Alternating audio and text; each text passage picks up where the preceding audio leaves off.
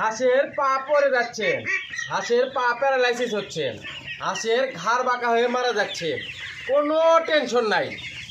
আজকের এই ভিডিওটা মনোযোগ সহকারে দেখলে আপনার হাঁস ঘাড় বাঁকা হয়ে মারা যাবে না, আপনার হাঁস পা প্যারালাইসিস হয়ে মারা যাবে না।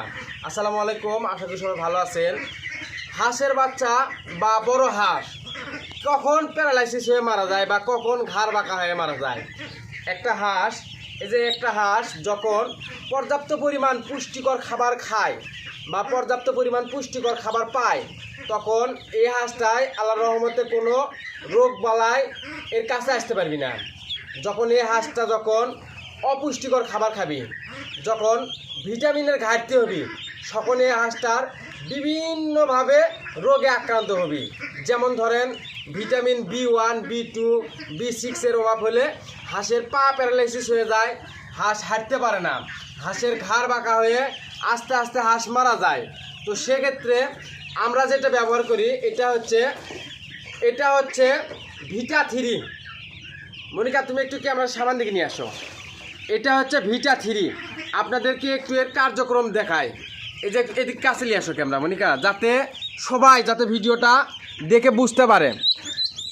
এখানে হাঁস ও কবুতর ভিটামিন B1, B2 এবং B6 এর অভাবজনিত সমস্যায় যে কোনো স্নায়ু দুর্বলতা, ঘাড় বাঁকা হয়ে যাওয়া, প্যারালাইসিস, পাখনা, পা মানে বিভিন্নভাবে হাঁসের রোগে আক্রান্ত হলে এই ভিটামিন ভিটা3 অর্থাৎ এটা হচ্ছে B1, B2, B6, এটা হচ্ছে যে এক প্রকার ভিটামিন।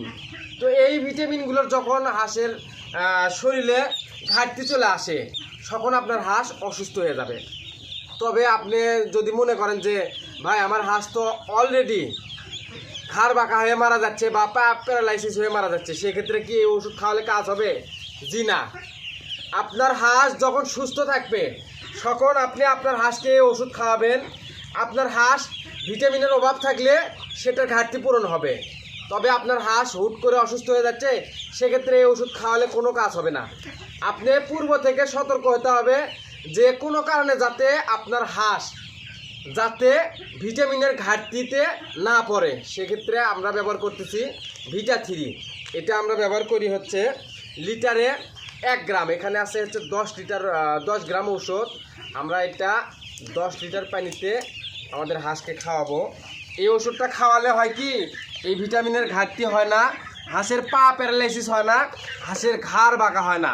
তো আপনারা আশা করি আজকের আমার এই ভিডিওটা মনোযোগ সহকারে দেখে এবং আমার এই ভিডিওটা শেয়ার করে দিবেন, যাতে যারা নতুন হাঁস খামার শুরু করতেছে তারা যাতে এই রকম সমস্যার সম্মুখীন না হয়। ঠিক আছে মনিকা? হ্যাঁ।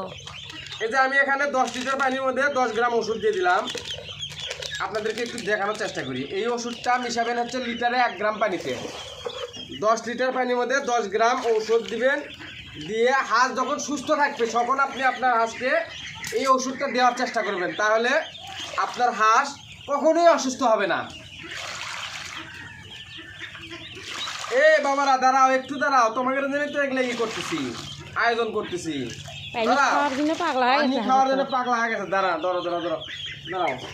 আবার অনেকে বলবেন যে ভাই হাঁস অসুস্থ হয়ে গেলে এই ওষুধ খাওয়ালে কি সুস্থ হবে? না, কখনোই সুস্থ হবে না। সেক্ষেত্রে আপনাকে ব্যবহার করতে হবে আরও ঔষধ। যাদের হাঁস সুস্থ আছে তারা আজকের এই ভিডিওটা ফলো করবেন, তাহলে আশা করা যায় আপনাদের হাঁস কখনোই অসুস্থ হবে না ইনশাআল্লাহ। তাই না মনিকা?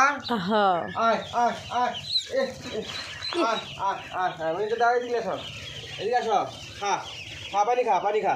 পাগলা হয়ে গেছে খাওয়ার জন্য। ঠিক তো?